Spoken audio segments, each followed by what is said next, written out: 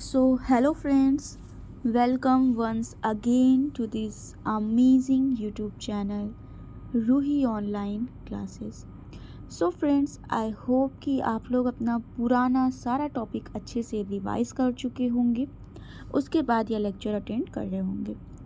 जो बच्चे पुरानी हैं और इस चैनल से पहले से जुड़े हैं, आई होप कि वे सीक्वेंस से पूरा टॉपिक अच्छे से पढ़ रहे होंगे। बाकी जो बच्चे नए हैं, डायरेक्ट इस वीडियो पे आए हैं, उनसे भी यही उम्मीद करती हूँ कि वो भी अपना सारा class line to line attend करें। बट जिस बच्चे को केवल डायरेक्ट यही टॉपिक पढ़ना था, अमीबा में पाचन और जंतुओं में पोषण के चरण, तो ये वीडियो को आप स्किप करके आगे देख सकते हैं। नोट्स बनाना चाहें तो आप इसमें आपको नोट्स भी मिल जाएगा।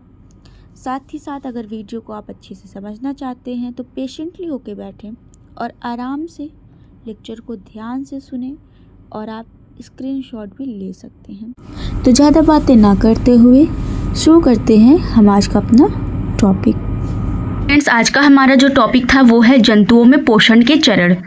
आज हम लोग देखेंगे जंतुओं में पोषण जो होता है वो कितनी अवस्थाओं में संपन्न होता है, उसके टोटल कितने स्टेप्स होते हैं।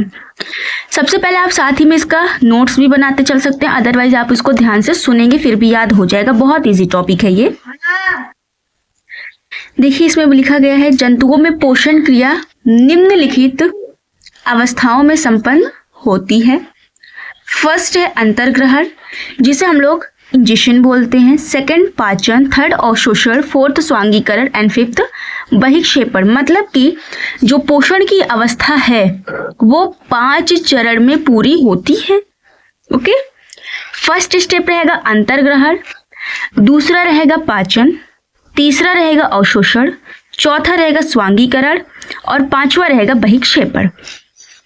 अर्थात सबसे पहले भोजन का पाचन होने के लिए उसको हमें ग्रहण करना पड़ेगा, अंतर्ग्रहण।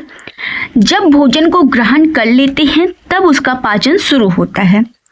पाचन होने के बाद उसका अवशोषण होता है। उसके बाद स्वांगीकरण के फलस्वरूप पूरे उस शरीर में फैला दिया जाता है। पाचन के बाद जो भी वेस्ट मटेरियल रहता है उसका बहिक्षेपण, अर्थात शरीर से बाहर निकाल दिया जाता है, इजेक्शन हो जाता है। आगे के स्टेप में हम लोग इसको पूरा अच्छे से डिटेल में पढ़ने वाले हैं, तो वीडियो में अच्छे से बने रहें। वीडियो को इसकी बिल्कुल भी नहीं करना, ताकि आपको अच्छे से सारे स्टेप्स एंड सारे जो भी यहाँ पे हेडिंग है समझ में आ जाए। तो देखते हैं अभी हम लोग आगे कि आप इसको एग्जाम में कैसे लिख सकते हो। जो फर्स्ट पॉइंट है, जीव अपने भोजन को शरीर के अंदर पहुंचाता है। अर्थात इसमें बताया गया है आपको, जो फर्स्ट स्टेप आप यहाँ पढ़े थे अंतर्ग्रहण के बारे में। अंतर्ग्रहण में सबसे पहला रहेगा, चाहे ये एक कोशिकीय के बारे में हो चाहे बहुकोशिकीय में। जैसे भी आप लोगों ने देखा जंतुओं में पोषण, तो जंतु जो होते हैं चाहे वो एक कोशिकीय जंतु रहें चाहे बहुकोशिकीय जंतु रहें, दोनों में ये सेम स्टेप होने वाला है। तो सबसे पहले ये चरण पढ़ने के बाद हम लोग एक कोशिकीय के बारे में भी पढ़ेंगे और बहुकोशिकीय में भी देखेंगे कैसे पोषण प्राप्त होता है। सबसे पहले अंतर्ग्रहण में भी हम लोगों ने देखा जीव अपने भोजन को शरीर के अंदर पहुंचाता है। मैंने बोला सबसे पहले उसको ग्रहण करना पड़ेगा, मतलब किसी न किसी रूप में उसे अपने शरीर के अंदर उसको लेना पड़ेगा। सबसे पहले जो था, जीव अपने भोजन को शरीर के अंदर पहुंचाता है, ये सबसे पहला स्टेप था। अब उसके बाद सेकंड, अब पाचन होगा। भोजन के अघुलनशील एवं जटिल पदार्थों को एंजाइम्स के द्वारा घुलनशील एवं सरल अवयवों में परिवर्तित करने की प्रक्रिया पाचन कहलाती है। सेकेंड स्टेप में पाचन की डेफिनेशन भी आप देख सकते हो कि पाचन का मतलब हुआ भोजन के अघुलनशील, मतलब कि ऐसा भोजन जो घुल नहीं सकता आसानी से या फिर बहुत ज़्यादा जटिल है, उनको एंजाइम्स के मदद से उनको घुलनशील अवस्था में परिवर्तित करना ही पाचन कहलाता है। आई होप आप लोग को ये अच्छे से समझ में आया होगा। एंड जिसको अभी ये अच्छे से समझ में नहीं आ रहा है, अभी आगे जब हम लोग पाचन पढ़ेंगे बहुत अच्छी तरीके से बहुकोशिकीय जीव में, तब आप लोगों को बहुत अच्छे से समझ में आ जाएगा। ये तो थोड़ा बेसिक एंड डेफिनेशन है, ताकि आपका बेस थोड़ा क्लियर हो जाए। आगे जब हम लोग पाचन पढ़ें तब आपको अच्छे से समझ में आ जाए, वहाँ कोई भी तरह का डाउट आप लोगों के मन में ना रहे। थर्ड स्टेप अब हम लोग का रहने वाला है अवशोषण। ये देखेंगे कि अवशोषण में एग्जैक्टली होता क्या है। सबसे पहले बताया जा रहा है पचा हुआ तरल भोजन।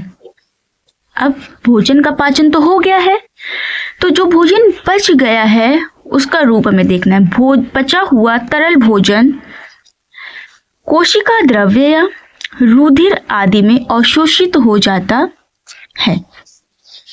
सो बेसिकली फ्रेंड्स बताया जा रहा है कि जो भोजन पच जाता है या तो वो रुधिर में मिक्स हो जाता है या तो साइटोप्लाज्म में कोशिका द्रव्य में अवशोषित हो जाता है। हम लोगों ने देख लिया अंतर्ग्रहण, पाचन, अवशोषण। अब हम लोग देखेंगे स्वांगीकरण। अब यहाँ आप लोग देख सकते हैं पचे हुए भोजन का अवशोषण होकर रुधिर में मिलना और फिर कोशिकाओं में पहुंचकर जीव द्रव्य में आत्मसात हो जाने की क्रिया को स्वांगीकरण कहते हैं।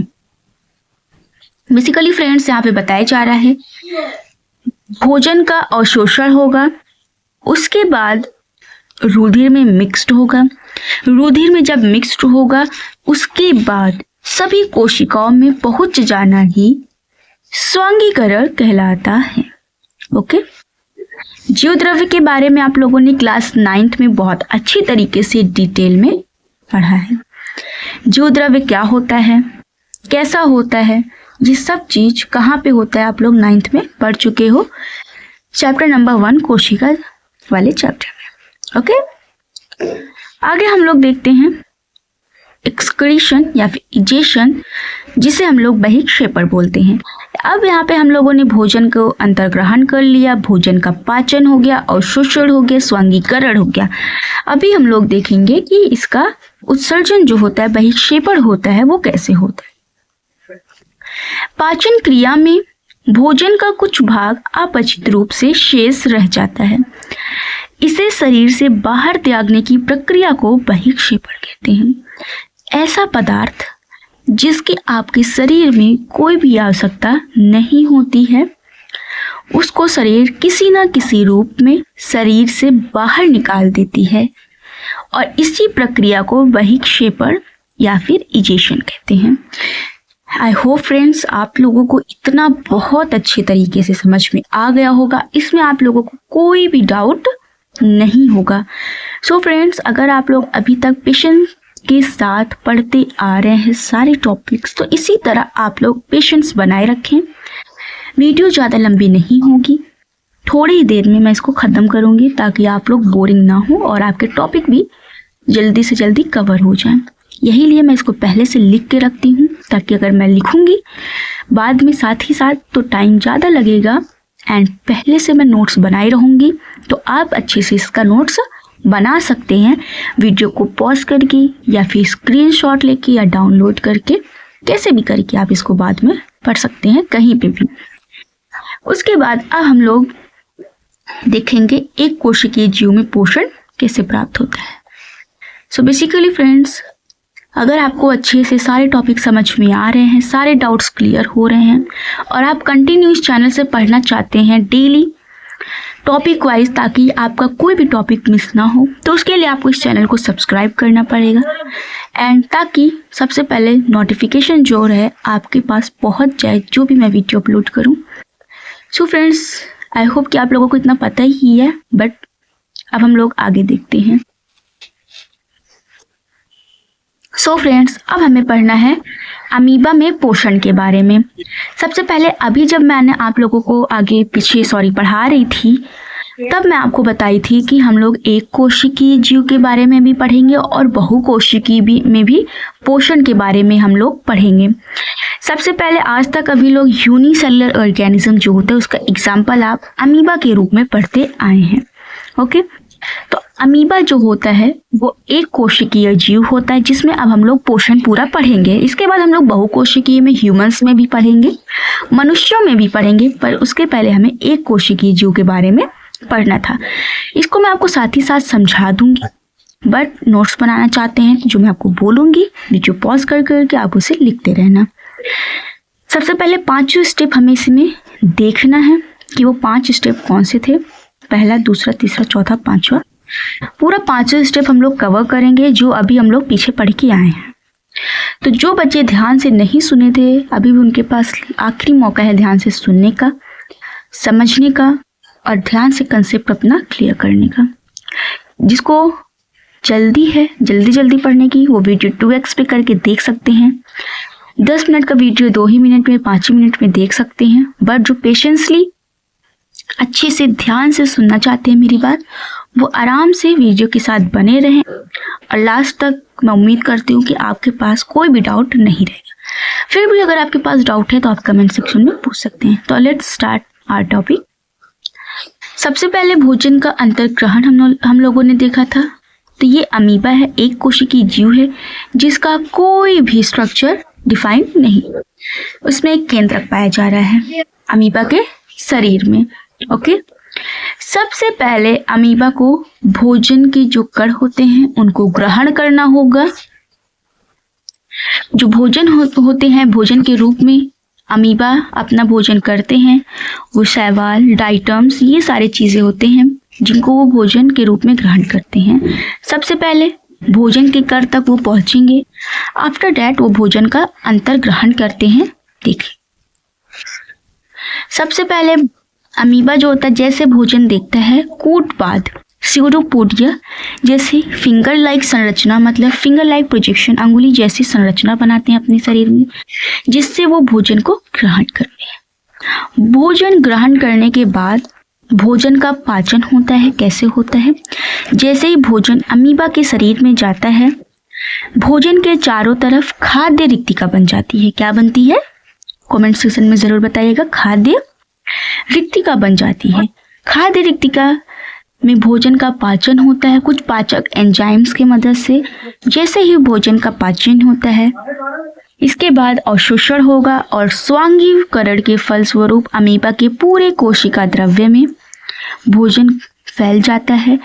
भोजन पचने के बाद जो भी वेस्ट मटेरियल होता है अमीबा में, वो अमीबा के किसी भी भाग में एक जगह इकट्ठा हो जाता है और उसके बाद वो कहीं से भी जो वेस्ट मटेरियल होता है वो शरीर से निकल जाता है। आई होप ये टॉपिक अमीबा में पाचन या पोषण आप सबको बहुत अच्छी तरीके से समझ में आया होगा। अभी भी कोई डाउट है तो आप कमेंट सेक्शन में पूछ सकते हैं और नोट्स पूरा 5 स्टेप पीछे आप लोग देख चुके हैं। एंड उसके बाद भी अगर कोई डाउट है तो आप वीडियो को फिर से देख सकते हैं। एंड आई होप आज की वीडियो आप सबके लिए बहुत ही ज़्यादा इन्फॉर्मेटिव रही होगी। वीडियो अच्छी लगी हो तो वीडियो को ज़्यादा से ज़्यादा लाइक करें, शेयर करें एंड ऐसे और अमेजिंग वीडियोस के लिए चैनल को सब्सक्राइब करना बिल्कुल भी ना भूलें। Thank you, bye bye.